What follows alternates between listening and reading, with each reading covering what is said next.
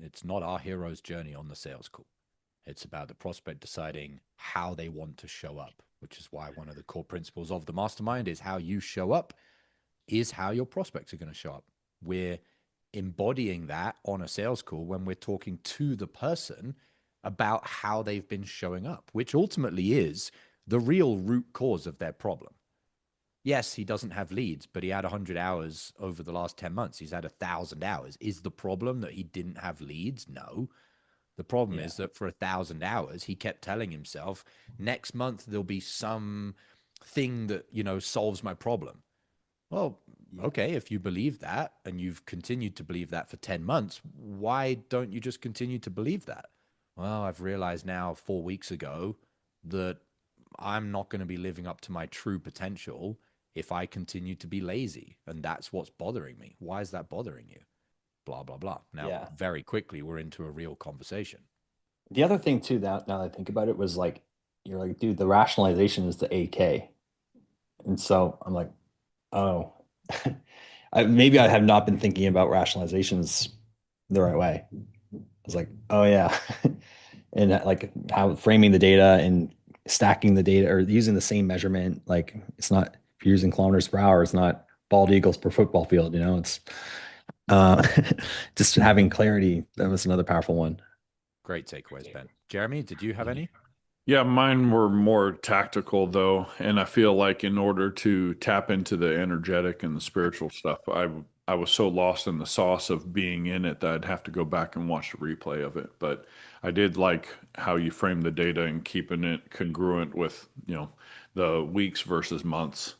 That was really good, and I liked how you took the data and you manipulated the data to where it seemed heavier instead of saying 25 hours a week. What are you doing with those? I like how you framed it like, well, most people work 40 hours a week at their jobs. You're only putting in 15. So, there's at least a 25 hours a week if you were just working a job that you could have been doing to, getting more leads over the last month. That's 100 hours. What did you do with those 100 hours? Sounds a whole lot. It was more of a gut punch than if you would just said, what are you doing with those 25 hours a week? So that was my biggest takeaway. Because what we're It felt doing with that heavier. is we're illuminating the actual history of failure, which is you had 100 hours in the last 30 days, 1,000 hours in the last 10 months. What did you do? Now we've Imagine where, illuminated the failings of, I don't know what the fuck I did with 1,000 hours.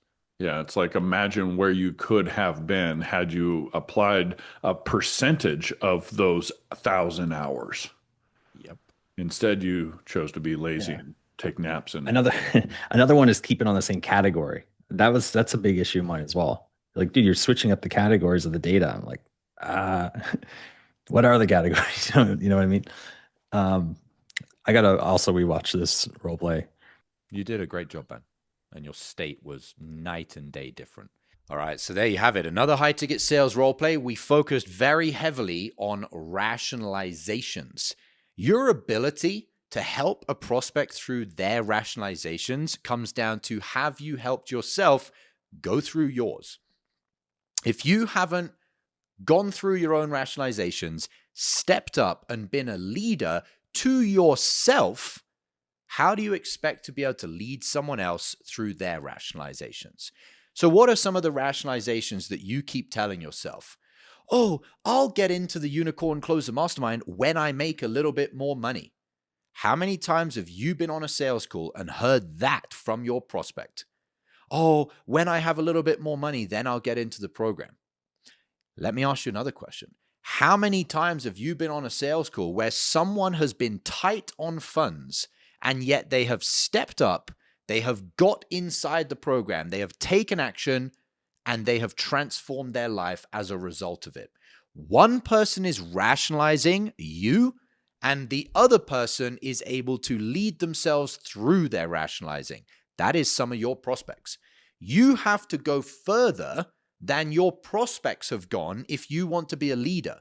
What I mean by that is if you want to always be able to help your prospects through their rationalizing, then you have to be the one that's helped yourself through all of yours. How many deals have you already lost this week that you could have closed but didn't because you were out of state? I'm not a fan of sales hacks, but if there was one thing you could do before your next sales call to raise your closing percentage, it's using my patented pre-call checklist.